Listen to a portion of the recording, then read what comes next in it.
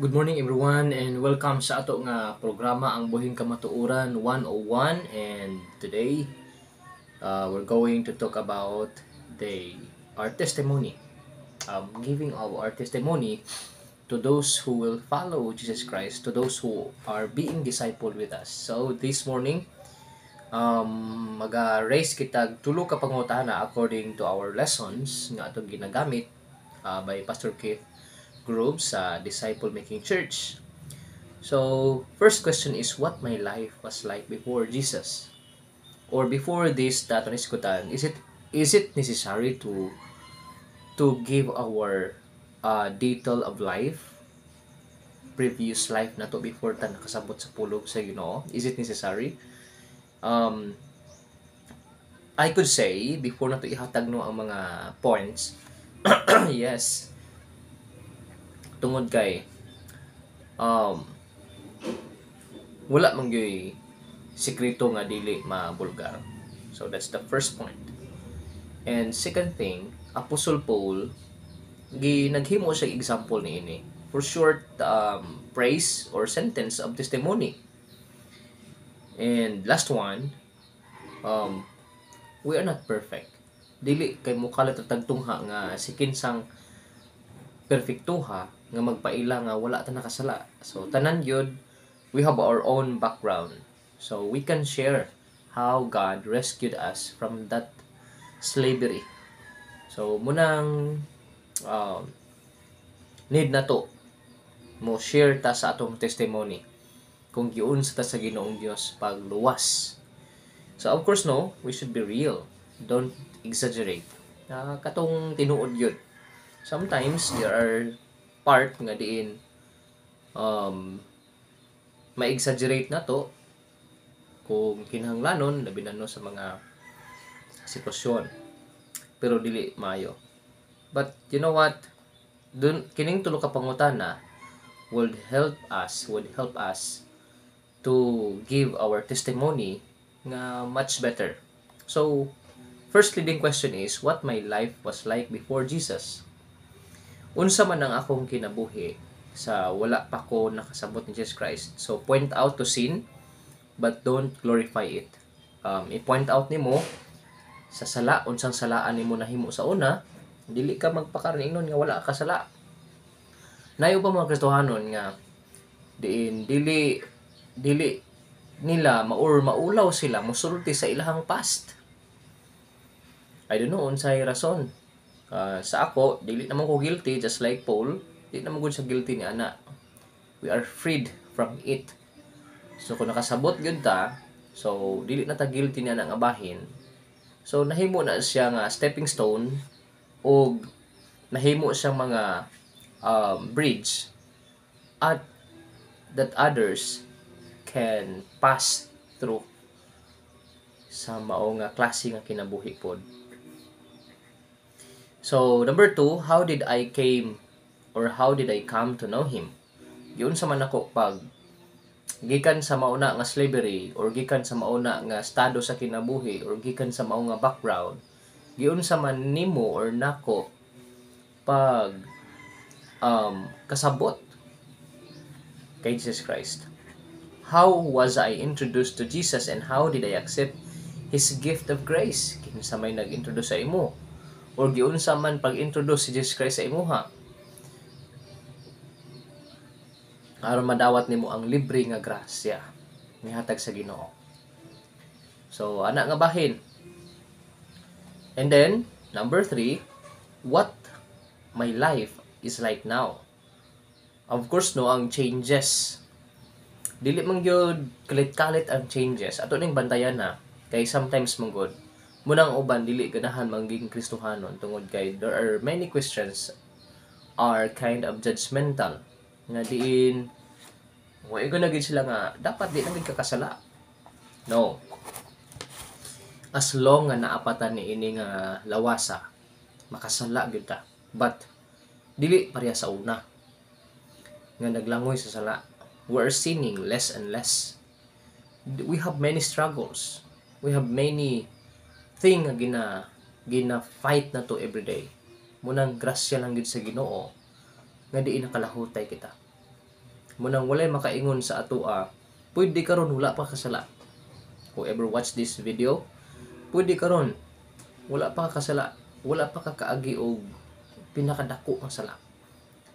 Nga it could lead you to it could embarrass you or make your family put in a shame. So, possibly wala pa, pero we cannot guarantee nga exempted ka. Tungod kay as long nga napata ni ini nga physical nga bahin, not glorified body yet, promise life sa kinabuhing dayon dito sa langit. So muna no, unsa ang changes, unsa ang kinabuhi karon, how has Christ impacted and changed my life? Giunsa man ka sa Ginoong Dios pag-usab? Naabay kausaban sa imuha or wala? Kung walay kausaban sa imuha, lisod kayo na. Kung wala man gani na usab sa imuha. So dili man ta perfecto, pero at least dili badlungon. Nakuha na to na.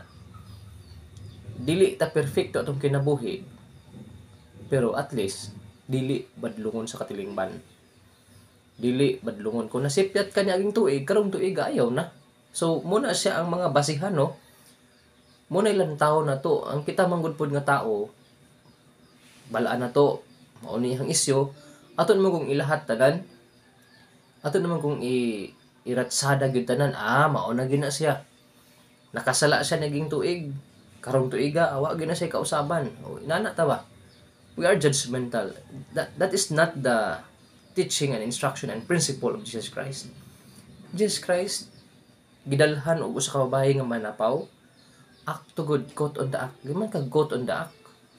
Sama atong mga video nga quote on the act nga nangabit, dito gyud nasapnan gyud sila nga naghimo sa dili maayo, quote on the act.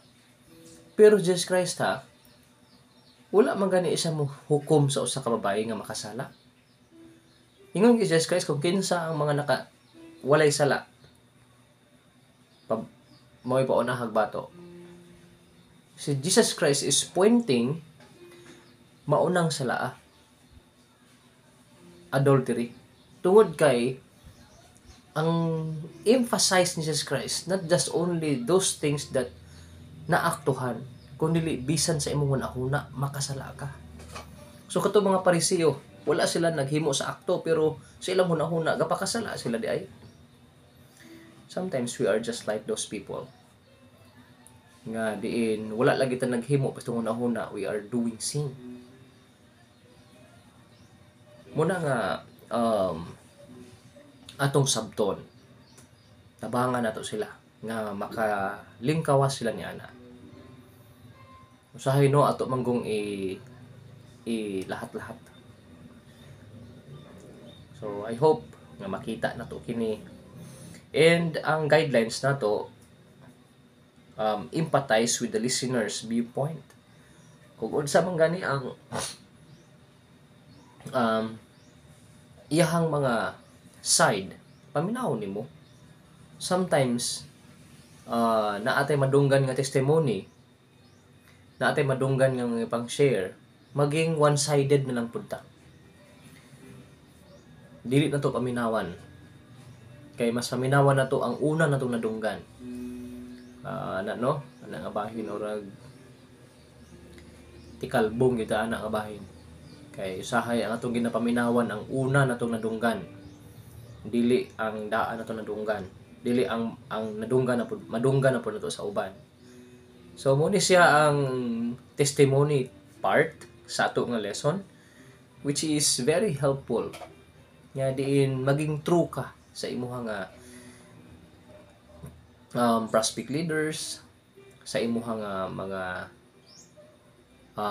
disciple.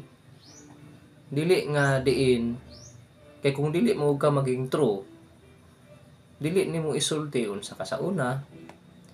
Pagbabalaan nila nga inana dai ka, of course di sila kasabot.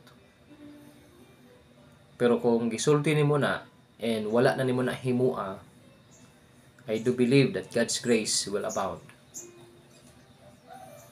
So muna sa nga bahin. So ahong isulti no before ko mo end, Um,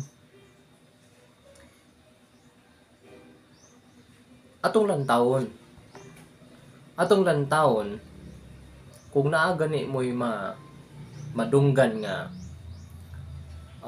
nakasala, lantaw na to ang proceeding days, years, weeks, months. Tanaw na to kung gahimo ba siya na ana. Kay diha makita ang iyang pag tinud-anay nga pagrepent. Tinud-anay niya nga paghinulsol. How he avoided that kind of sin. But pasabot nag-struggle gid siya. Ang subo man gud nato kay pagkabalo na to, urag gina-refrain na to atong kaugalingon nga urag di na ko ana nga tawo. Kay inaana din na siya, muna iyang testimony, mao ni ang testimony pud sa uban. And sometimes we did not give our testimony, but the testimony of others may atong gina-share. So i-avoid na to na, di na mayo. So I hope kay sa pulong sa Ginoong Dios dili na mao mo'y makahimaya sa Ginoo. Ang unsa ang ikahimaya sa Ginoong Dios mo'y atong i-adapt. Here's the testimony of Paul.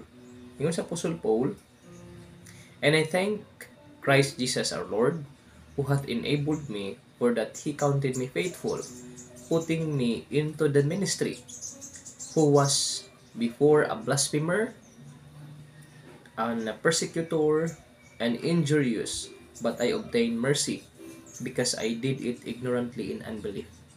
So, here's the testimony, short testimony of Paul. So, gani sa uban nga book pag yun sa Apostle Paul, ako inaani ko muni gitadtad pid Apostle Paul. But here on this part, the grace of God has reached into the lowest point life of Paul. So thank you so much. I hope nga diin importante ang atong testimony, o ang atong testimony karon nga bag-o mao ni atong kuptan. God bless you and thank you so much.